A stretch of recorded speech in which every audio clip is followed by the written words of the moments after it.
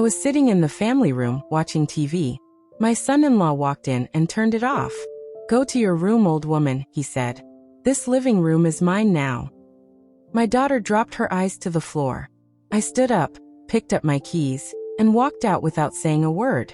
The next day, a man wearing a sharp suit came to the front door.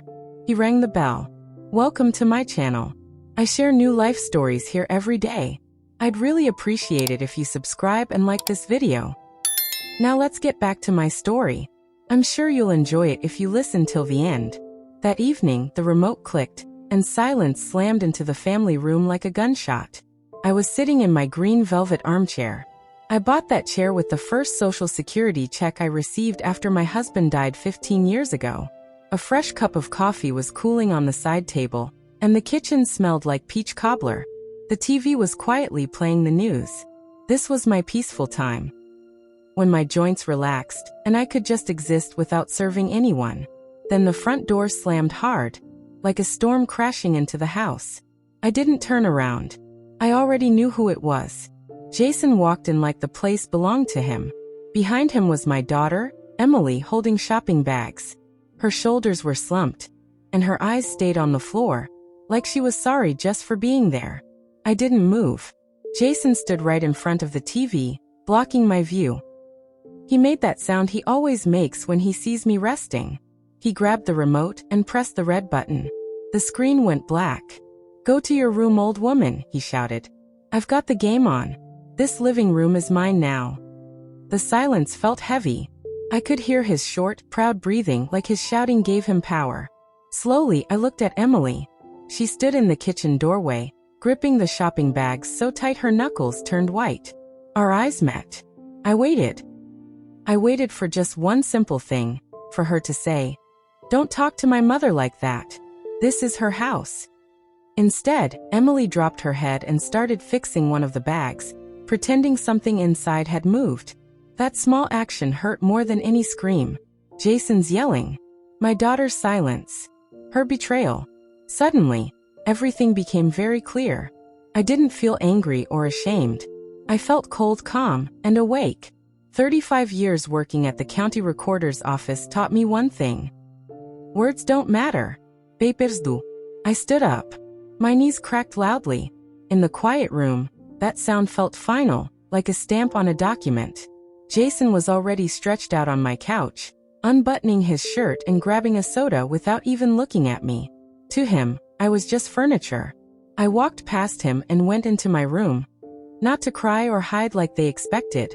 I opened the bottom drawer of my dresser and pulled out a stiff leather pouch I used for bank papers. Inside were a set of keys and a blue folder tied with an elastic band. I ran my fingers over the rough papers. A bill of sale, old but valid. A current deed of title.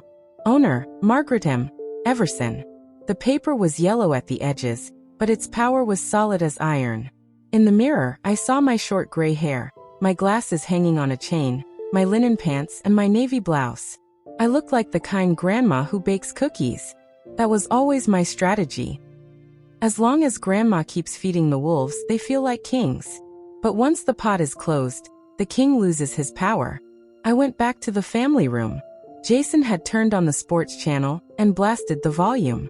Emily was clanking dishes, choosing silence instead of standing up for me. I walked toward the front door. My heels clicked on the wood floor. Jason turned, smirked, and lifted his soda. "Taking a walk, Margaret?" he sneered. "Don't get lost at your age." I didn't answer. I unlocked the deadbolt. For a moment, I looked around my house. The framed Savannah River picture. The rug I vacuumed every Saturday, Jason's back, Emily's shadow in the kitchen. I touched the keys in my pocket. The cold metal gave me strength. I stepped outside and closed the door quietly, but firmly, like putting a period at the end of a sentence. The air outside was cool, but I wasn't cold. I breathed out, locked the gate from the outside, walked to the street, and waved down a taxi. "Where to?" the driver asked. "The Grand Hyatt downtown." Inside the cab, I pulled out my phone. My fingers shook, not from fear but from control. I scrolled to a name I hadn't called in years but knew would answer. Andrew V. Sterling, attorney at law. We used to work near each other. Him on property cases, me on deeds. Margaret, it's almost 9. What's wrong? I've woken up, I said, staring at the city lights. I need your help. I have court tomorrow morning. Why the hurry? My mental health and my property. I'm listening. I want to evict 2 tenants. But you live with your daughter and son-in-law. Exactly. There was a pause. He knew me well. What did they do? He called me an old woman and said the living room was his. My daughter said nothing. I left, and I'm not coming back until they're gone. That's emotional abuse at least. You don't need pity, you need the law. The house is mine. They've lived there 4 years without a lease. I paid for everything. I need a notice to quit. I'm ending their free use of my property. They must leave. Personal service is required. I'll send my junior associate tomorrow morning, Roman P. Cruz. Professional, quiet, sharp dresser. He delivers news clearly. He'll do. We usually give 30 days. That's fine. Add a warning. 24 hours to understand reality. And they'll be billed for back rent and penalties. Accepted. You're determined. I'm hurt. And a hurt woman who knows her rights is dangerous. Prepare the papers. I'll be there by 8. The taxi stopped at the hotel. The doorman opened my door with more respect than Jason had shown me in 10 years. Can I help with your luggage? I only have my purse, I said softly, and my dignity. The room smelled like lavender and cleanliness. A big TV faced the bed. I turned it on and set the volume just right. I ordered soup and a glass of wine and ate slowly. My thoughts went back to the house, but now they belonged to me. I knew their routine. Jason sleeps late and grumpy. Emily rushes around fixing things for him. I imagined my doorbell ringing. A firm finger pressing it. This wasn't a friendly visit. This was the law knocking. I slept deeply, like someone who finally took control. I woke with the sun, showered, wore the same clothes, but stood taller. At Andrew's office, I signed papers. Every pen stroke felt final. Roman is on the way, Andrew said. 20 minutes. Perfect. I sat in the waiting area. The clock whispered tick-tock. Somewhere in my house, a new kind of music was starting. At 9:30, my phone buzzed. Emily's name flashed on the screen. I let it ring 3 times. Mama, there's a man here with papers. Jason is yelling. What's happening? Roman is the attorney's assistant, I said calmly. Tell Jason to lower his voice. Read the notice. But it says eviction. Mama, are you crazy? No, Emily. For the first time in years, I'm completely sane. I ended the call. Andrew peeked out of his office. Daughter. I nodded. The show has started. I sat back, breathing easy. For years, I made myself small in my own home. I ate burnt pie edges. I watched TV with headphones. I paid bills in silence. Not anymore. I opened my purse and looked at my pension statement, my investments, my savings. The numbers stood strong. They meant I could live. They meant I didn't have to beg. Then I looked at the transfers, the car down payment, the help, the support. All marked. Family support. My hand shook a little, but my signature stayed straight and neat. That came from years of paperwork. The phone buzzed again. Emily. I turned it face down. Then a message came from Jason. Come home. Let's talk. Then another message followed. No, Mom, please. No. I brushed the notifications away like crumbs on a table. Andrew V.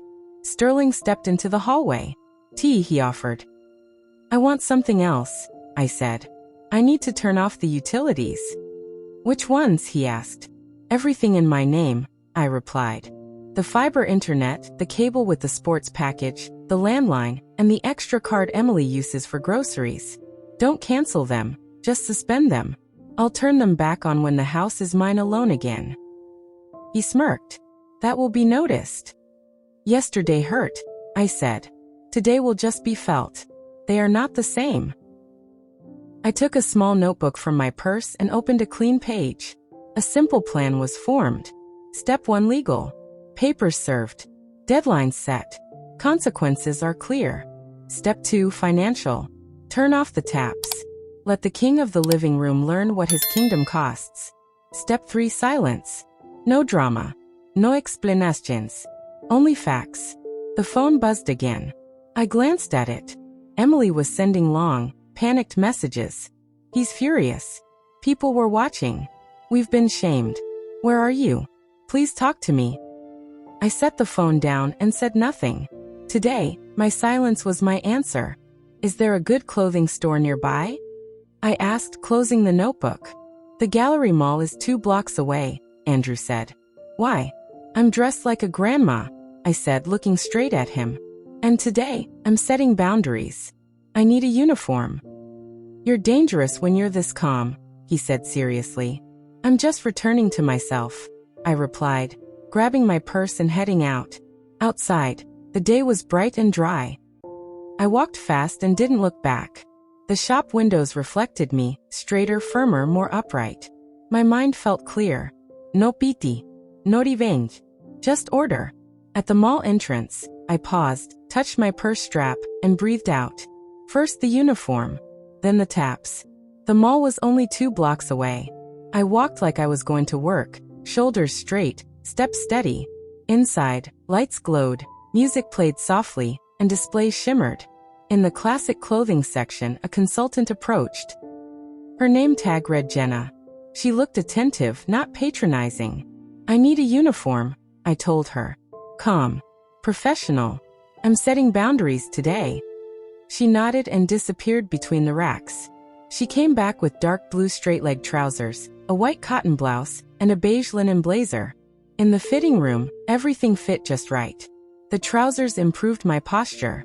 The blouse felt crisp. The blazer pulled it all together. I slipped into leather pumps with a low but firm heel. Top. Top. The sound felt steady, like a clock keeping time. I folded my old clothes into a bag. Please give these to charity, I said. Let them help someone else. I sat on a soft ottoman, took out my notebook and phone. First call, service provider. Good afternoon. I am the contract holder. I need a temporary suspension at this address.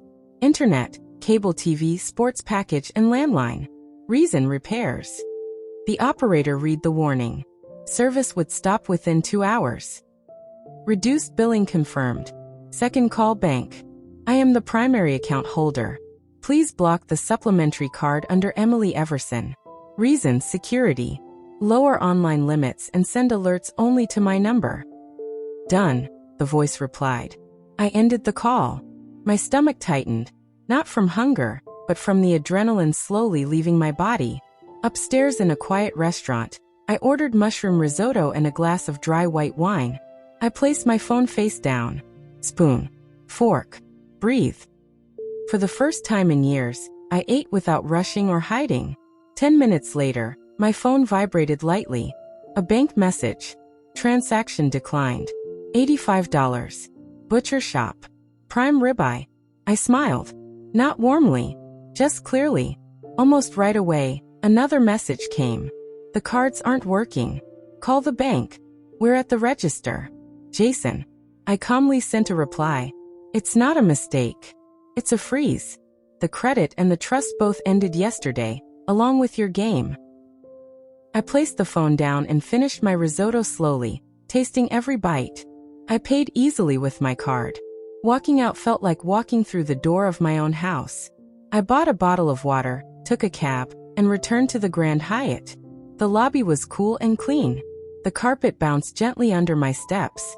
In my room, I removed my shoes and placed the keys on the nightstand.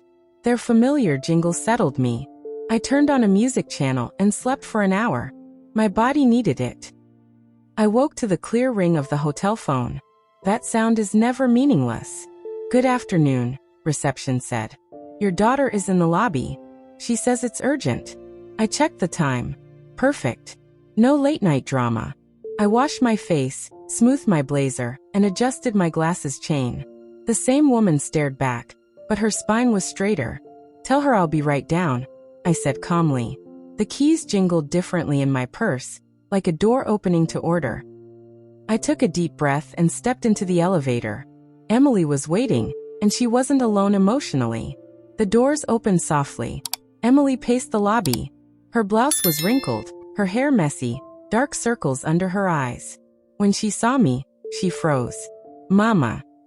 She stepped forward, then stopped, held back by my gaze. What is all this? She burst out. The internet is gone. The cable too. The card won't work.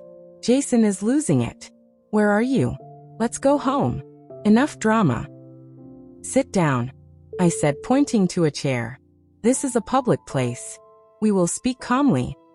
She sat on the edge, hands clasped. Mom, let's talk like family, she said softly, using that gentle tone meant for children and elders. He just had a bad day. He even texted you an apology. Let's go home. I'll make tea. I'm not offended, Emily, I said evenly. I've made a decision. The house is mine. You've lived there 4 years without a lease. You have 30 days to move out. As of today, all utilities are off. This isn't revenge. This is order. But he needs to work, she snapped. He can work from a cafe, a shared office, or his mother's house, I replied. I paid for the internet, TV, and card. I won't anymore. You are not a necessity in my budget. You are an expense I've closed. She pressed her lips together. You're humiliating us, she whispered. Everyone saw the card fail today. Humiliation is being chased from your own living room, I said quietly. Today, no one is humiliating anyone. Today, everyone pays their own bills. She tried to argue, but we were saving money. Where is it? I asked. In 4 years, you should have saved nearly $100,000. Where is it? Her eyes slid away. Her shoulders dropped. He said it was invested. He said he'd show me. He will, I said. Tomorrow at 10. At Mr. Sterling's office. Both of you. You called a lawyer on your own family? She challenged. I called the rules, I replied. Family is respect. Not go to your room, old woman. Tomorrow is about rules. She sighed, her voice cracking. If we leave, he'll divorce me. He said if he doesn't get your house, he's done. I leaned forward and placed my hands over hers. If your marriage depends on my house and money, that's not a family. That's a hostage situation, and you're the hostage. She pulled her hands back sharply. You've become cruel. Old and cruel. I've become an adult, I said calmly. At 68, I started late. You're 40. Use your head start. We fell silent. Around us, teacups clinked softly in the hotel lobby. Someone walked past us, glanced over with curiosity, then looked away. Just turn the internet back on. Emily tried again. He won't cope. And neither will I. No internet, I said calmly. Your phone still works. Tomorrow we talk at the lawyer's office. Today we stay silent. Emily stood up. She adjusted the strap of her purse and searched my face for the old softness. She didn't find it. She stepped backward toward the exit. I'll be there, she said over her shoulder. Be there at 10 sharp, I replied. I nodded once. She left quickly. I watched her go, and only then did the tightness leave my body. Not weakness, just normal breathing returning. I took the stairs instead of the elevator. I needed the movement. Back in my room, I switched on the desk lamp and opened my laptop. A message was blinking in my inbox. It was from Andrew V. Sterling. Margaret. Notice has been served. Jason's corporate lawyers confirmed receipt. He has been sending internal emails pressuring you. The director was copied. A reprimand is likely. Negotiations tomorrow at 10 o'clock sharp. Both parties will attend. A.V. Sterling. I closed the laptop. Rushing is fear's close cousin. The king of the living room was already making mistakes. I picked up my phone, opened the settings, and turned off the family location app, the one Jason installed years ago for my safety. Location access denied flashed on the screen. Good. My dot on the map belonged to me again. I emptied my purse and let the keys spill onto the nightstand. The metal clinked cleanly, like a brand new password. Outside, the daylight stretched along the avenue. The air conditioner hummed steadily. I sat on the edge of the bed and felt it. Order. Not victory. Not excitement. Just order. Tomorrow at 10, a conference room door would open. 3 people would walk in, him, my daughter, and the law. The conference room was cool, the air blowing steadily. I asked to sit at the head of the table. Andrew V. Sterling sat to my right. His folders were neat. His pen lay perfectly straight. On the table in front of me were my driver's license, the deed, and the notice ending their free use of the house. My armor today was simple. A beige blazer, steady eye contact, and paperwork. The door clicked. The paralegal murmured, "They're here." Jason came in first. His confidence was gone. His shirt was wrinkled, his tie loose like a rope. Dark circles framed his eyes. Behind him, Emily held her purse tightly to her chest. Her eyes stayed on the floor. "Please take a seat," Andrew said, his deep voice firm like a judge's hammer. "I'm not here for greetings," Jason snapped, dragging out a chair. "Enough of this show. We've lived there 4 years. We have rights." I looked over my glasses and paused long enough for his anger to hang in the air. "Rights are exactly why we're here," I said calmly.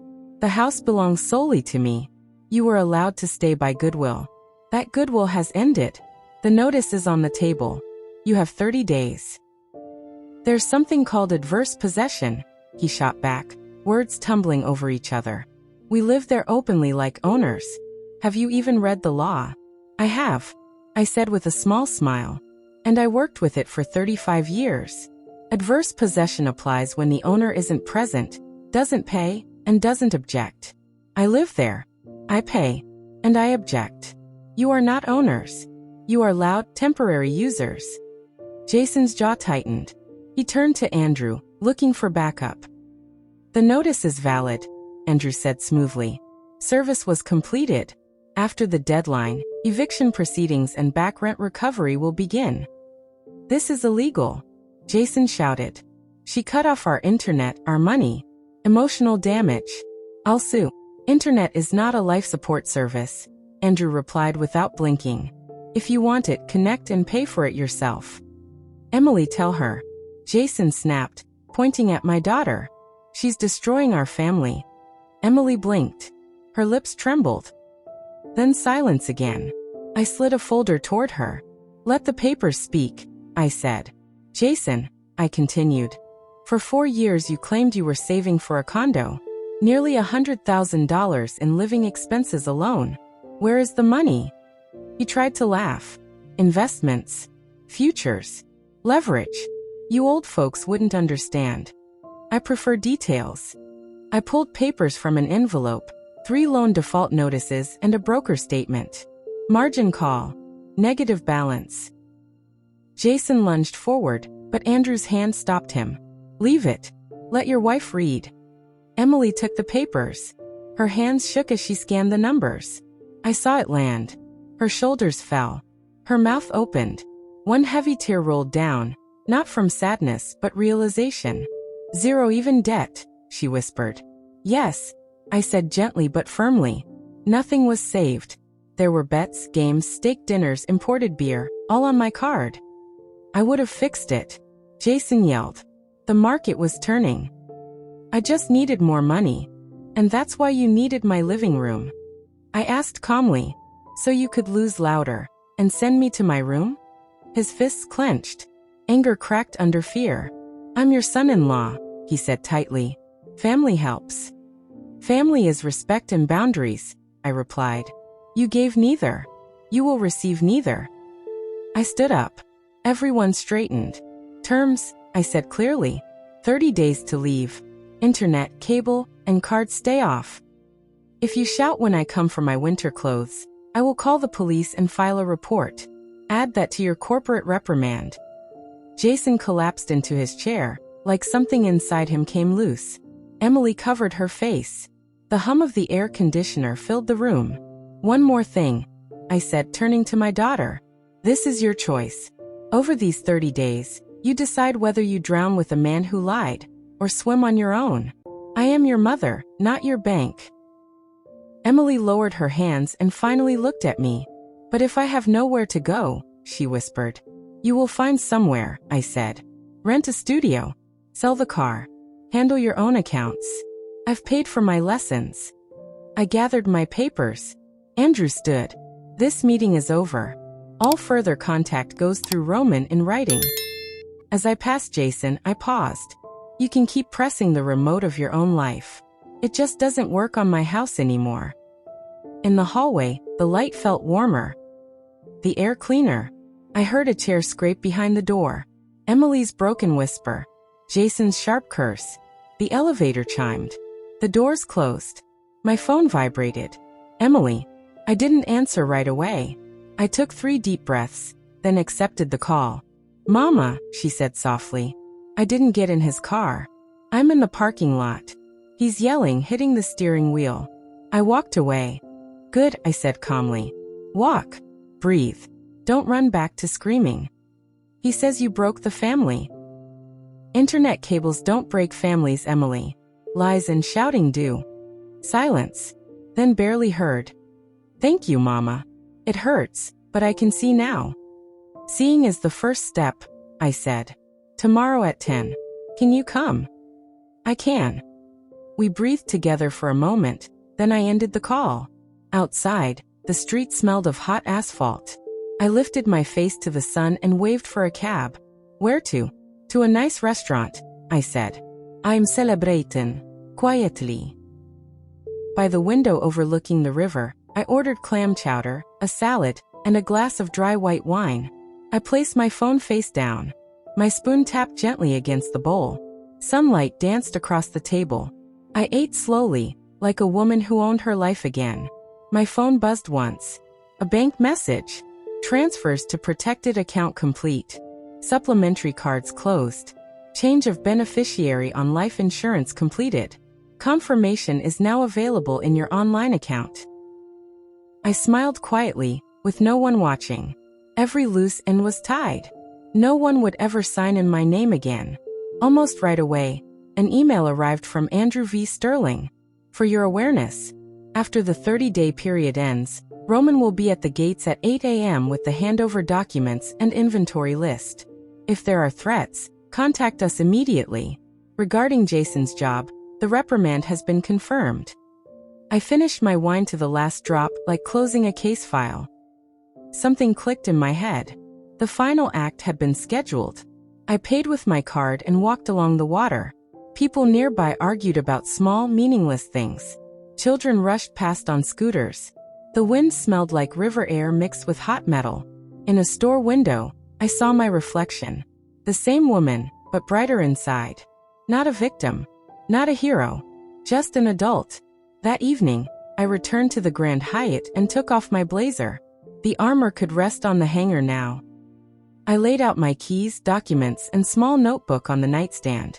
I opened a clean page and wrote, Day 30 plan. Morning, Roman. Deed and keys. I will not be home. No drama. Evening, open windows. Mop floors with warm water and disinfectant. Scrub rug with stiff brush. Tomorrow painter. Color peach. The phone rang. Mom, I'm at Zoe's place. Sleeping on a folding cot. I'm okay. He called dozens of times. I blocked him. Good girl, I said. Get some sleep. Tomorrow at 10. Mom. Were you ever afraid of being alone? I was, I answered honestly. Until I realized it's worse to stay where you don't exist. She sighed and said goodbye. In the shower, the water washed away the sticky feeling. The layer that had clung to me for years in my own family room. I put on a simple nightgown, lay on top of the bedspread, and let soft music play in the background. The room was filled with a clean, honest silence. The kind where you can hear your own breathing. In the morning, I went to the cafe for oatmeal, coffee, and water. A man nearby frowned at the news on his phone. In my life, the main headlines had already passed. Before leaving, I stopped by Andrew V. Sterling's office to sign the final papers, cover letters and Roman's power of attorney. We spoke briefly and professionally. Keep going, Margaret. This is the right decision, he said. I'm only taking what's mine, I replied. Outside, the sun felt warm. I went to the salon. I wanted my hair to match my backbone. The stylist trimmed the tired ends quickly. My gray hair shone like silver. In the mirror, I saw the same face, but the eyes were no longer waiting for permission. They belonged to someone holding her own keys. At a red light, I smiled. Life became simple when rules were respected, on the road and at home. My phone beeped. Roman confirmed. Day 30, 8 a.m. We'll be at the gates. Locks checked. Inventory completed. I put the phone into my purse. The clasp snapped shut, firm and final. That evening, I returned to the hotel, turned off the light, and cracked the window just enough to let in city sounds. Only as much as I wanted. The keys lay on the nightstand. I picked them up. The metal felt warm in my hand. Tomorrow, day 0, someone would enter my house, not shouting, but with the sound of a moving truck pulling away. On the 30th day, I woke without an alarm. The morning light was smooth and even, like blank paper waiting for a signature. I ate breakfast, placed my phone face down, and drove out of the city to a spa. I would not be home today. Roman called. We're at the gates. The moving truck has arrived. They've started. Proceed with the inventory, I said. I'm available by phone. Then came water, steam, and herbal tea. I stared at the ceiling and thought only one thing. Tonight, I will open the windows and wash the floor. At 11 o'clock, my phone vibrated. Jason protested but signed. Keys returned. Inventory done. Minor wall damage from mounts. Furniture marks. Locks intact. At 12:30, they are gone. I put the phone away. No anger. No joy. Just fact. The end. At 2 o'clock, I stopped at a hardware store. Gloves, mop, rags, cleaner. On the way, I called a painter Andrew had recommended. Can you start tomorrow at 9? Family room and hallway. Peach color. Yes, the man said. One day job. At the gate, the key turned easily, like the house itself was breathing out. I stepped inside and stopped. The family room was empty. Marks where the couch had been. Ugly holes in the wall. Stale heavy air.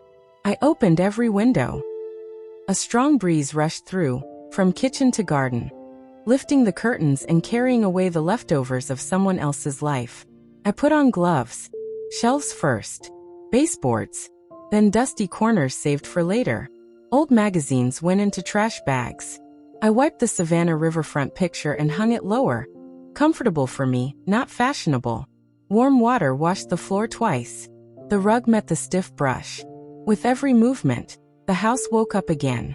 By evening, I boiled the kettle.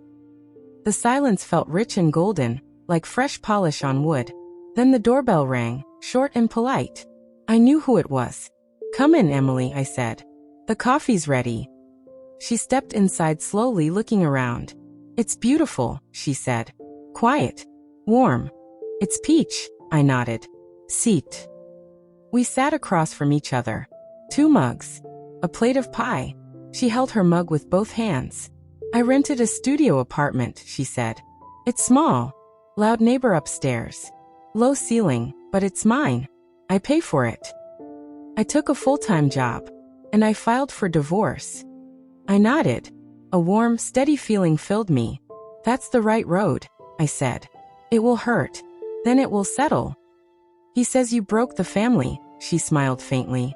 But I realized, you just stopped feeding the lie. We sat quietly. Outside, the garden rustled softly. Thank you for saying no, she added, placing her hand on mine.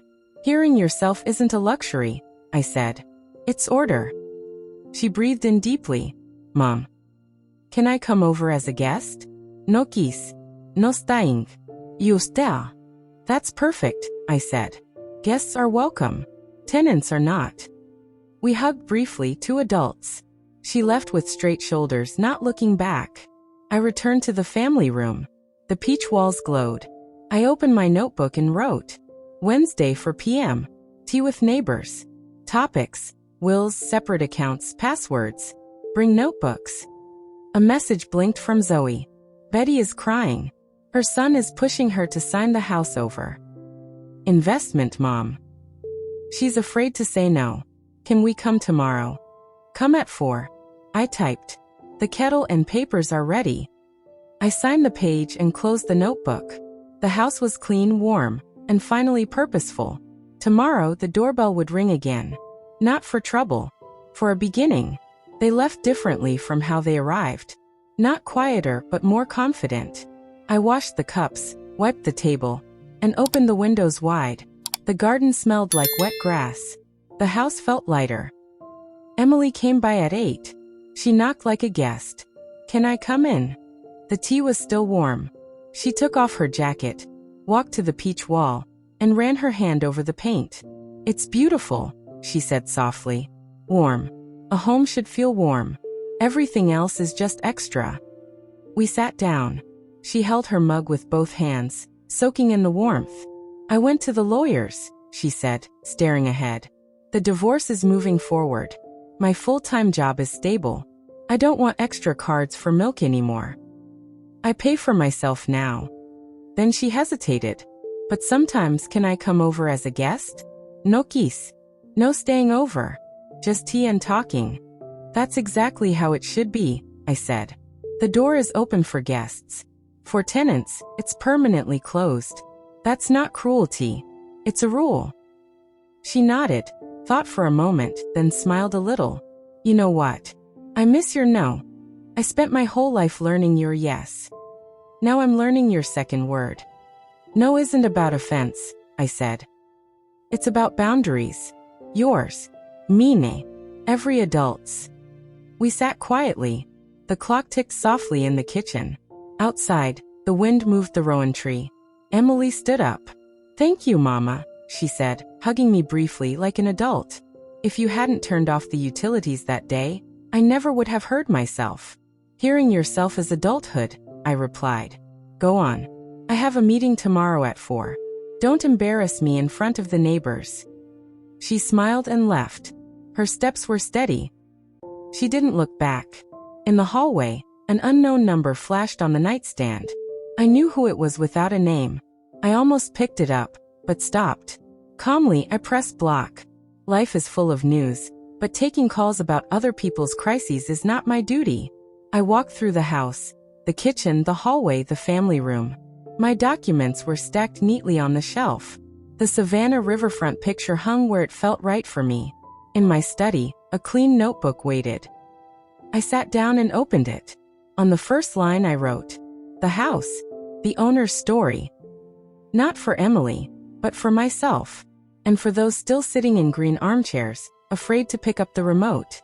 I wrote simply, how fear pretends to be care. How habit drowns out your voice.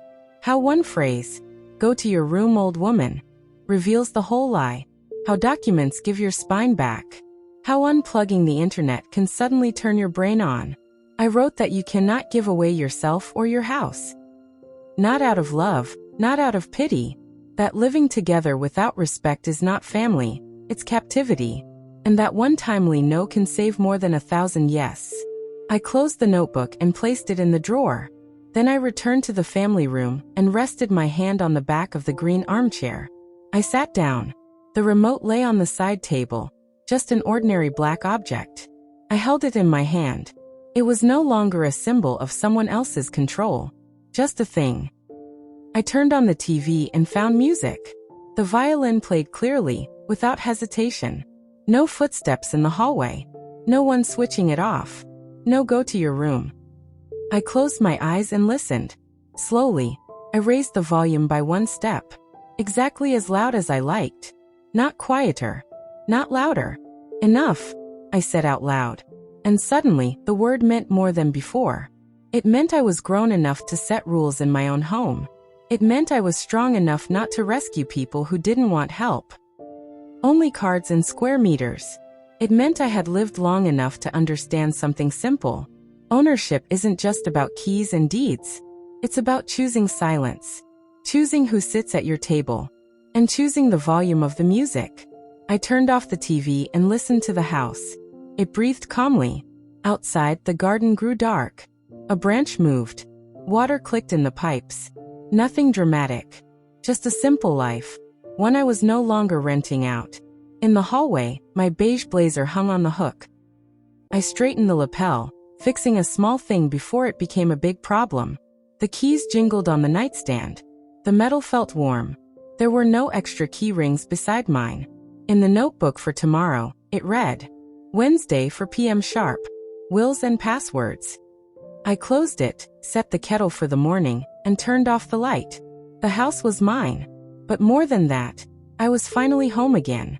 And in my life, just like with the remote, I control the volume now. I'm truly glad you're here, and that I could share this story with you. If you enjoyed it, please like the video and subscribe to the channel. Let's see how many of us there are. Tell me in the comments which city you're watching from and what time it is. I'd love to know where you're tuning in from. I share new life stories with you every single day. And now, 2 of my most popular stories will appear on the screen. Choose one and keep watching.